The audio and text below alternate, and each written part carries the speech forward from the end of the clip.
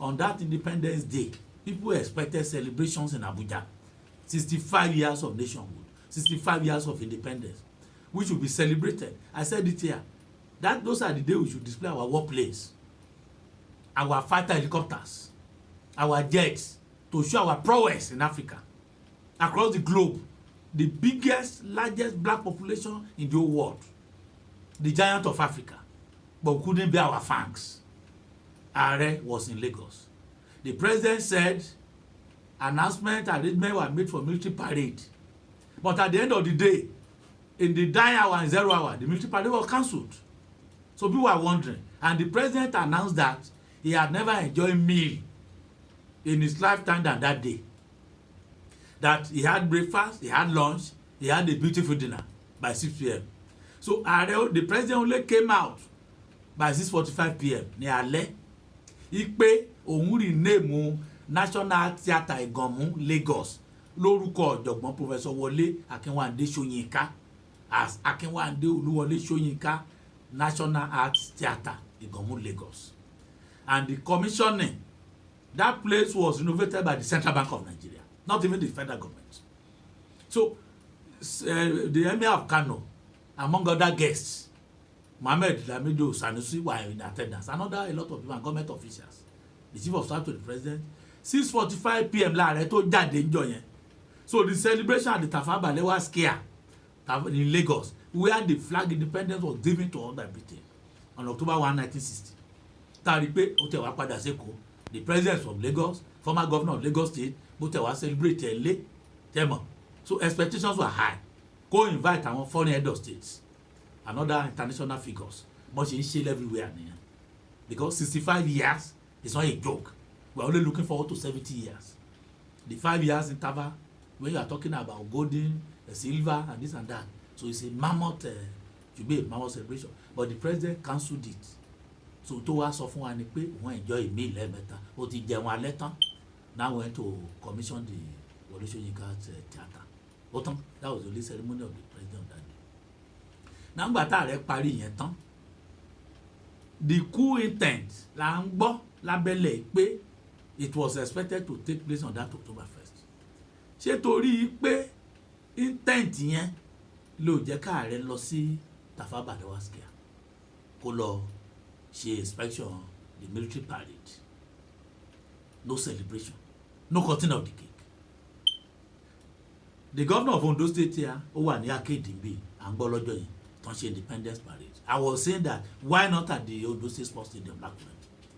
So, but by and large, the next news was that the president traveled to Rome thereafter, while the vice president was in the United Nations General Assembly representing the president the time we. So no, the president and vice president were not in Abuja. So news yẹn wá flew in pé it was even organized allegedly by men and officers, notably from the office of the National Security Advisor to the president, Malam Nuhu Ribadu.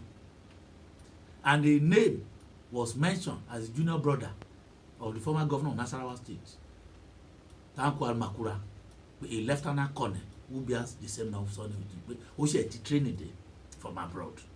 And there were several brigadier generals that were named. So that 16 of the officers were alleged to have committed professional misconducts, complaining about bad welfare, misgovernance, whether in the military, I don't know. But what we are saying is that they all delayed promotion. If promotion is stagnant, that was what the military council released, that it was not a coup plot. But Premium Times, Sahara Reporters, and other independent news media and mediums brought it out that it was an attempted coup plot, targeted to be executed on October 25 to remove the administration of President Bola Ahmed Tinubu. The presidency and the army and the military, the defense headquarters, could not deny nor confirm that report. The fire was fueling. The African Democratic Congress, ADC, led by Atiku, Rufai, Amechi and others, and Peter Obi and others, with their spokesman Bolaji Abdullahi, issued a statement that the federal government is warned not to castigate, not to use that to cover or stop the opposition from attacking government. That was their versionary. That government wanted to use it to cover certain misdeeds or non-performance and others. So, but what we saw next, when the president returned from Rome on the climatic change conference, the president announced the immediate removal of the chief of defense staff, General Christopher Gbanwe Musa, and replaced him immediately with the erstwhile chief of army staff, Lieutenant General Olufemi Oluyede, and also announced the removal of the chief of air staff, Air Vice Marshal Hassan Abubakar, and replaced him with Air Vice Marshal Sunday Kelvin Aneke, who we learn his father was an airman in the Air Force, an enlisted officer. Again, the chief of naval staff, Vice Admiral Emmanuel Ogala, was equally removed and replaced by Rear Admiral Idi Musa Abbas. Major General Emmanuel Udendeye, the chief of defense intelligence, was retained. So in a way, Lieutenant General Olufemi Oluyede was retained. He was chief of army staff, now promoted as chief of defense staff. While Major General Emmanuel Udendeye was retained. So the chief of naval staff was removed, the chief of air staff was removed, and the chief of defense staff was removed. So in a major shake-up, reshuffle in the military. So it now raises further dust and issues pertaining to the attempted coup plot. Up to today, the presidency said nothing about that. But when the president was saying that it was a continuous arrangement, realignment in the military for further effectiveness, are there time of office to be served? Are there period where the military or service chiefs can be changed? The Inspector General of Police was not changed or removed. So what we are saying is that there are issues connected to the two coup plot. But analysts are now saying that it was the first time a coup attempt news was well managed by the military and the presidency. That was a clever way. Okay? That if it has been news headlines, international headlines, that there is attempted coup plot in Nigeria, the international press, American press, the British press, all over the world, because Nigeria is a big hit, a big nation, the giant Africa. And in some pockets of countries in Africa now, even West Africa, you are hearing coup plots now. About 4 in West Africa, the one in Gabon. The military junta now transmitted to civilian president. And again in Madagascar, President Rajolena was removed. The military are there now. So it is now coming forward in Africa. So to hear that in Nigeria, as at now, so that it was well managed, so that the news should not flit out. And most importantly, my brother, was that the change is connected. In English, when people say unconnected thereto. So something is connected. So those who are loyal. That is where I'm going, sir. And security-wise. That's where I'm going, sir. Yes. Like, do you see this as a means of improving security, national security, or strengthening loyalty within the armed forces? It is both. Strengthening loyalty. That will be loyalty to the president and commander-in-chief of the armed forces. Even before their confirmation or screening, the president met with them on Monday, the new service chiefs. So let me just complete that idea, arrangement. Major General Waidi Shaibu from Kogi State was named as the new chief of army staff to replace the elevated Lieutenant General Olufemi Oluyede, while Air Vice Marshal Kelvin Sunday Aneke replaced Air Vice Marshal Hassan Abubakar as chief of Air Force, and the removed Emmanuel Ogala, Rear Vice Admiral Emmanuel Ogala, was replaced by Rear Admiral Idi Abbas from Kano State. So what I'm saying is that loyalty is important. That is, the 3 of them were removed and they were replaced with new officers.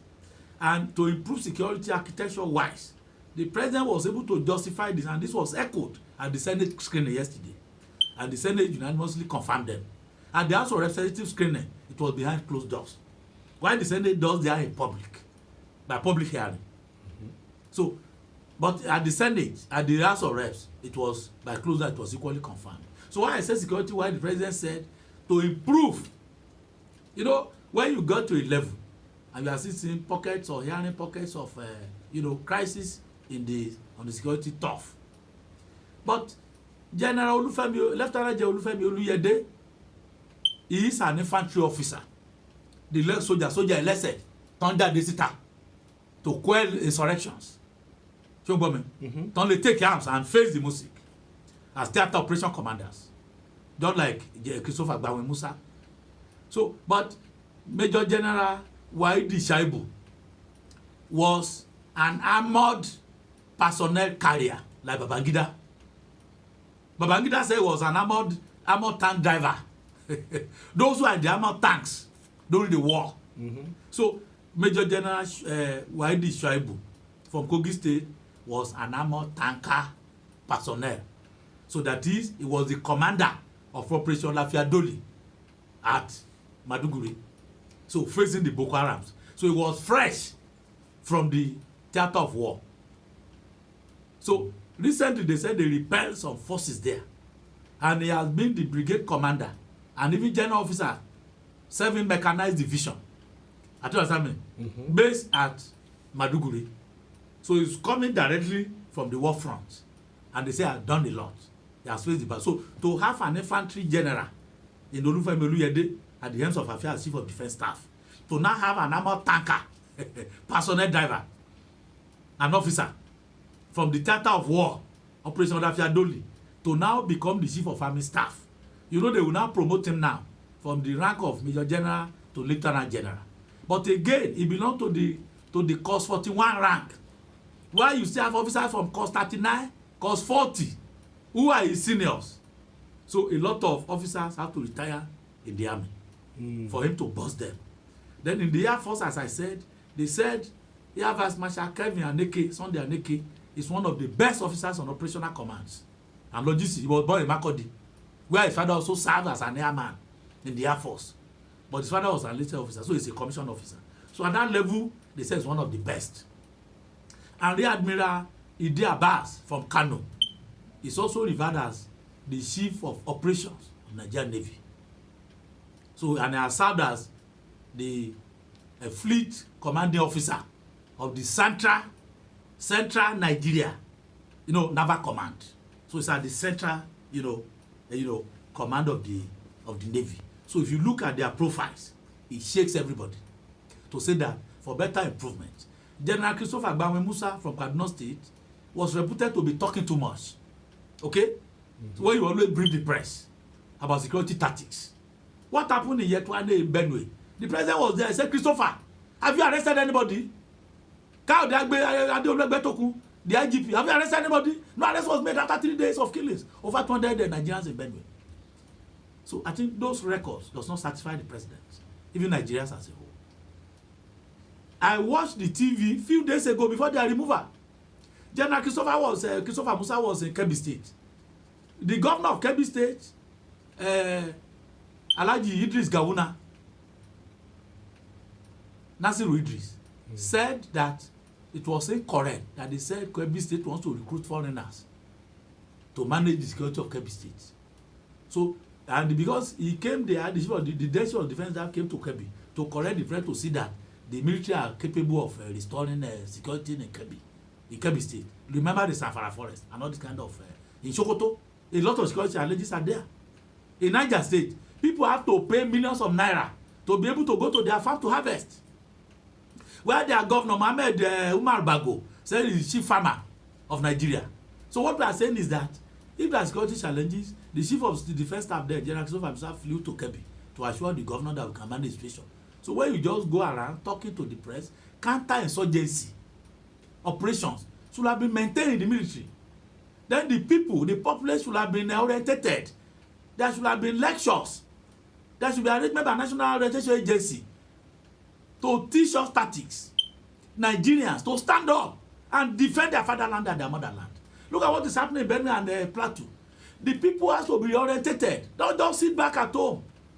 People shell your buildings before they set up their machinations. You have to come out. People have to defend their land. So all these tactics, adequate information to the people. So it's not there. So when these people just come and there is crisis, security, people cannot go to farm, people cannot harvest their crops, people cannot feed. So the rising prices in foodstuffs, that is just coming down now. So the presidency is of the opinion that what is important is that those who can face the music. Buhari changed the service chiefs. Initially when he came on, you have a Buratai as a chief of army staff, and you have Lucky Rabo, General Lucky Rabo, chief of defense staff, and you know, you have as much as this Abubakar, who later contested the AP's governor candidate in Bauchi, and others as you know, services. And Buhari changed them. You have General Abayomi Olonisakin from Ekiti, not like Oluyede, as chief of defense staff, and replaced by the chief of army staff, was replaced. The chief of navy staff was also replaced. All of them were replaced. So the most important thing is that those who can function effectively. So at that point in time, when Buhari replaced with General Ibrahim Atahiru, that had a plane crash from Sokoto as chief of army staff, and he did well. So upon his demise, he was replaced by General Idris Farouk, Musa Farouk from Sokoto as well. So all these replacements is to ensure that, and this Ibas, who was a military director of Rivers State recently, or became the chief of naval staff under Buhari. So they were replaced. So what we are saying is that the most important is those who can function effectively. So the president has rejigged his the military service chiefs and their security architecture, so that from the background I've given to you about General Olufemi Oluyede as an infantry officer, and of course Major General Waidi Shaibu as an armored tanker officer, who can face the so the combination can do well. So at the same time that AVM Kevin Sunday Aneke has been a successful, you know, tactical commander in Nigerian Air Force, and his father was also an airman. So then having Idi Abbas, the admiral, as chief of naval staff,